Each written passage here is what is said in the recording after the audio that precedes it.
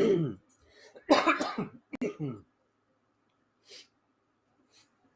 right, everybody. How are you today? It's a wonderful, beautiful, hot day here in Hardy, Kentucky, Belfry, Kentucky, Pike County, Kentucky. This whole region is scorching hot, and the humidity is off the scale. Jeez, it is hot, hot, hot. It's been a long day, too, already, just for those of you who are wanting to tune in to find out how the family's doing, since that's that's my primary goal here. That's my primary purpose for being back here in Eastern Kentucky right now. It is to be here for them. I was asked to come back because, um, I can. I'm in that place in my life where I can do that. My kids are grown. My 4 kids are grown. My grandkids are, geez, one of them graduated high school this past May. 2 graduate next year. We're spread all over the country. There's 8 of them, 8 grandkids and 4 children of my own, all adults, by the way. And so, most of us are connected to the military in some way or another. And so those are the big things going on here in Eastern Kentucky. I did get up this morning at about 5:30. I had to get Mom over to Pikeville Medical Center for a diagnostic scan, not a liver, but a bladder scan, pelvic bladder scan. And we got there by 8:30, her appointment time, and quickly found out that she needed to be drinking a lot of water. Oh my God.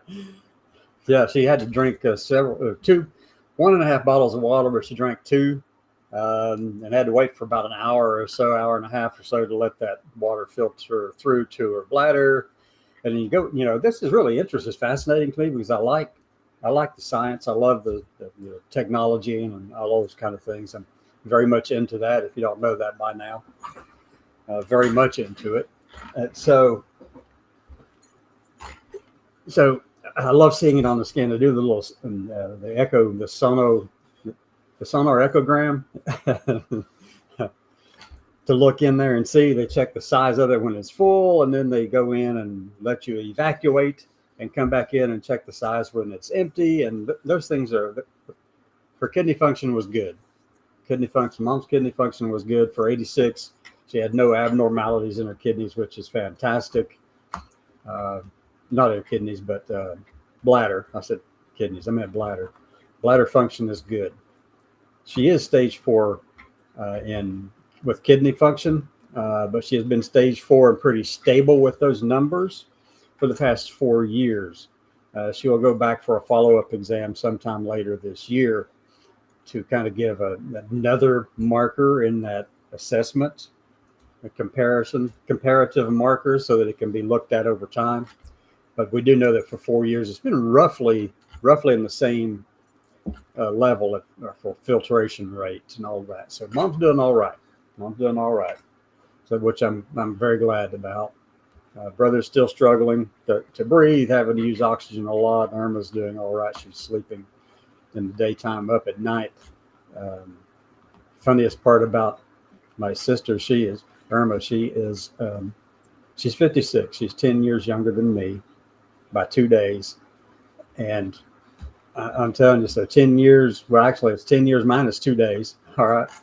So she's funny. She's a big time Trump supporter and Jesse Waters supporter. And she's got all of the apparel to prove it for Jesse and Trump, which is comical to say the least.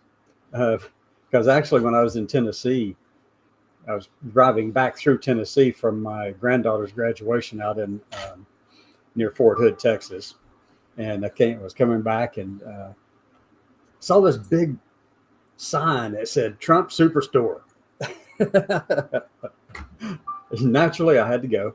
I'm not a Trump supporter. Did not vote for him and never have and never will.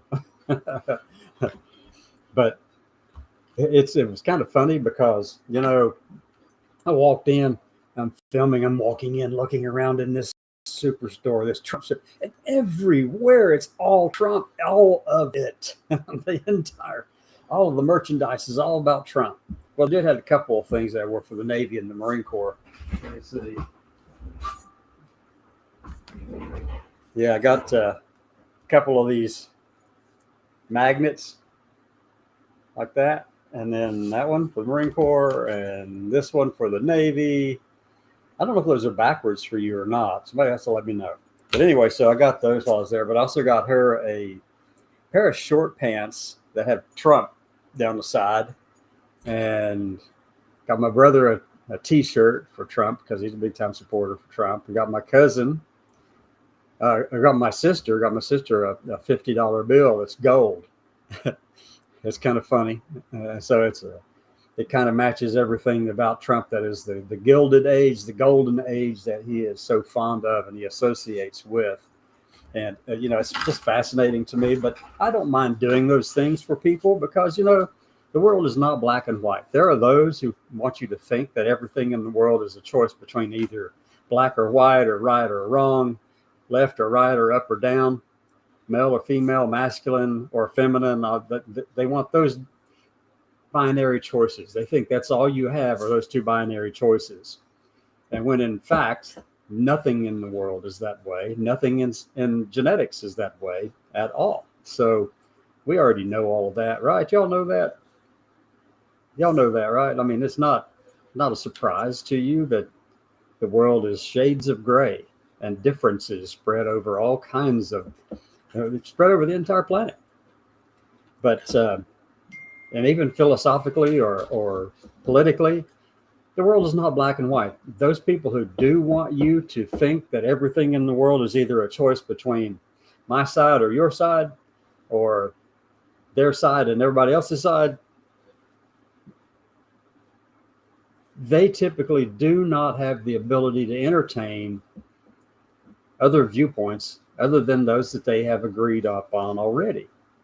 And it's hard for them to be able to see other perspectives and even to consider that. I mean, it's such a hard thing for them to do. And really, it's just crazy, because the thing that makes for survival of any particular organization, any particular ideology or philosophy or whatever is the ability to entertain other viewpoints, other ways of thinking, without necessarily having to incorporate it into your own thinking or, in your own way of living. It's not necessary that you do that, but at least you have the ability to entertain other ideas beyond those that you have strong biases for and strong biases against. So that's part of the big problem, is that we don't have that ability anymore. People are just stuck in their echo chamber. They're stuck in their little silo. They don't want people like me to be exposed to the world or the world at all to see me, because that's what we have in the Trump administration right now. And over on X, which I've got X pulled up on my other monitor over here, some of these people commenting on what I have to say. I thought it was really funny. Somebody said, that you have male genes, right? And I'm thinking, yeah, superficially, that's the case. So I don't have a problem with that. I know that, right? I mean, who would deny that? That's the truth. We know that.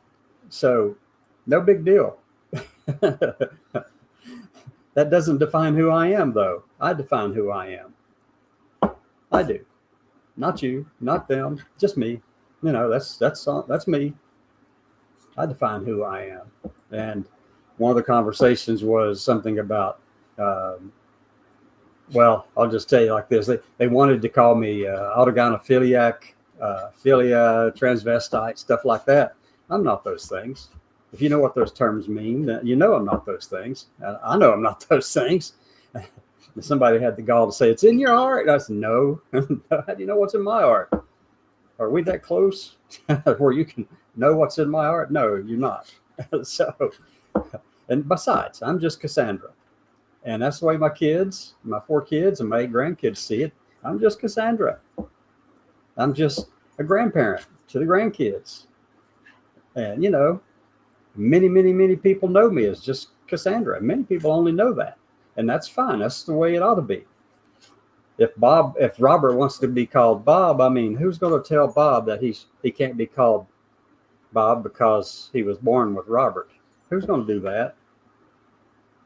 Who? Nobody?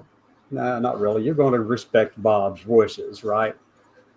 So that's my point, really, is respect. Live and let live, and do good unto others as much as you can. Follow the golden rule as much as you can.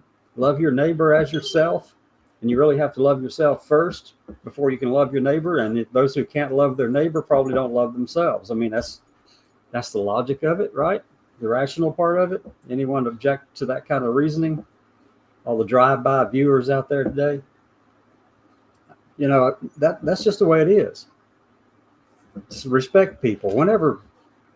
When Elizabeth comes to you and you see Elizabeth and you know her as Elizabeth, but she comes to you one day and she says, "Hey, would you mind calling me just Liz or Lilith or something like that?" And you refuse and you say, "Well, that wasn't your birth name. No, I'm not going to call you anything except Elizabeth." Well, okay then. Who's being an asshole there? And that's pretty easy, isn't it? I mean, doesn't that make sense? Just let people live and live their lives. Problems over on our side. We have a lot of problems over here. Obviously we do. But then every group of people have problems, don't they? It's not just specific to one group that you've been told to hate on right now. No, it's not specific to that at all. So what are you going to do about it? Well, what you need to do is start figuring out a way to love yourself better so that you can find a way to love others. And the only way you're going to learn how to love yourself is look yourself in the mirror and say, am I being an ass? Am I being a jerk here right now? Does this actually represent who I really am? I mean, is this who I am? Nothing more than what comes across as being hatred and hate-filled stuff. And even though you say it's not, you do it out of love, but that's BS, right? It is BS, period. You do it out of love? No, you don't do it out of love. You do it out of BS. You do it out of failure to understand and comprehend something about loving your own self and accepting yourself as who you are. Because I've come to terms with it. For me, it took a long time to get here. All right. A long, long, long time. And I'm not going back. I've had all those procedures and everything, and I'm very, very happy with who I am finally. Thank goodness. Thank goodness. But it is not my place to tell you how to live your life. That's on you. I love who I am and where I am in this world right now, and the fact that I've got kids and grandkids who love me too, and family who love me as well. I'm fine with all of that. You should be too. Apparently, you've got a problem if you think that's justifiable. So when Robert comes up to you one day and goes, we've known each other a little while and you've been calling me Robert all this time. And I've been asking you to call me Bob because Robert was my dad's name. And I've got too much respect for him. I don't want to be called that. Or Elizabeth comes to you and calls me Beth, tells you to call her Beth or Liz or Eliza or something like that. And you say, no, I can't do that. That's not your birth name. That'd be like going up to the Vice President of the United States and saying, well, Mr. Vice President, I'm not going to call you J.D. Vance because that wasn't your birth name. How many of you know what I'm talking about? You know what his birth name is? Or it was? J.D. Bowman. Bowman. He used the Vance name from his grandmother because she raised him, basically. And that's fine. I can respect that too. But he doesn't respect my choice, my decision, does he? No. He thinks his way is the right way, and his is the only right way. And that obviously is not right, is it? The world's not black and white. So with that, I'm going to call it a day and hope you can come back at 6 and, check things out. We'll carry on.